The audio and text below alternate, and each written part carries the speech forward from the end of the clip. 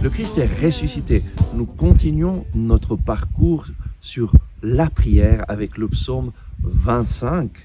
Et nous avons vu la première étape, c'est mettre ta confiance dans le Seigneur. Deuxième étape, demande à Dieu de te guider. Troisième étape, demande à Dieu de te pardonner. Quatrième étape, demande la crainte du Seigneur, ce désir ardent de ne rien faire qui soit en dehors de sa volonté. Et aujourd'hui, nous arrivons à la cinquième étape. Fixe tes yeux sur Dieu.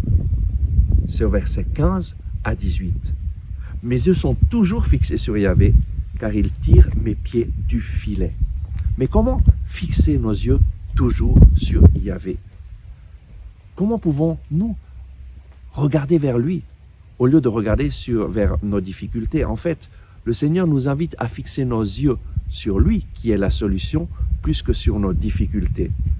Et pour fixer nos yeux sur lui, nous avons besoin de sa parole.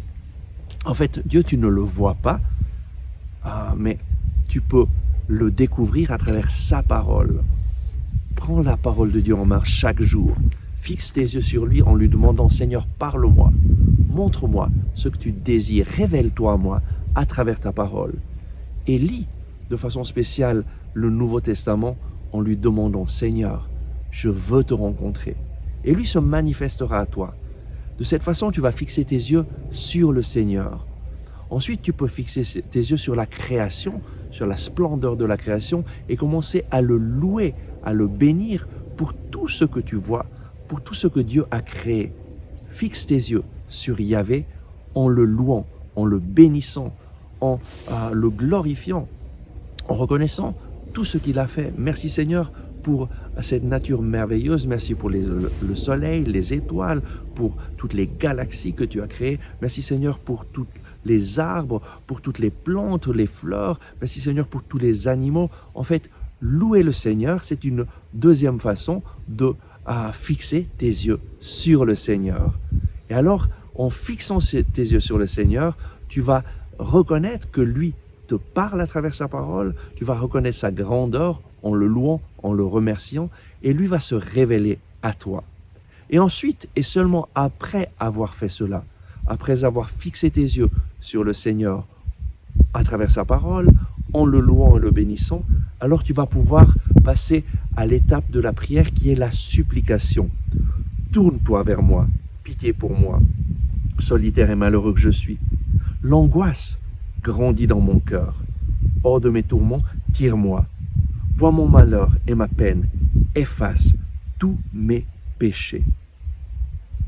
Nous pouvons supplier le Seigneur pour nos besoins, mais cela vient toujours après avoir loué le Seigneur, après nous être mis à l'écoute de sa parole. Pourquoi? Parce que seulement de cette façon, nous aurons reconnu qui est Dieu.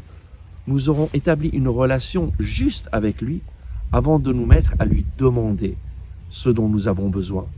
Bien souvent, les chrétiens commencent leur prière avec « Donne-moi ça, Seigneur ». Et ensuite, on est frustré parce qu'il nous semble que Dieu ne nous écoute pas. En fait, Dieu écoute toujours notre prière, mais la chose la plus importante, c'est de reconnaître qui il est en le louant, en le bénissant. C'est de reconnaître que lui nous parle en lisant sa parole. Et alors, après avoir fait cela, nous allons pouvoir le supplier d'intervenir en notre faveur. Et lui répondra à nos prières. Amen. Merci d'avoir regardé ce message. J'espère que vous l'avez apprécié. Nous mettons en ligne de nouvelles vidéos chaque jour afin de vous inspirer et de vous encourager. Donc, n'oubliez pas de vous abonner à notre chaîne, de cliquer sur le bouton j'aime et d'activer les notifications. Si vous avez aimé ce message, je vous invite à le partager avec vos amis. Ensemble avec ma communauté, nous prions pour vous et votre famille. À demain.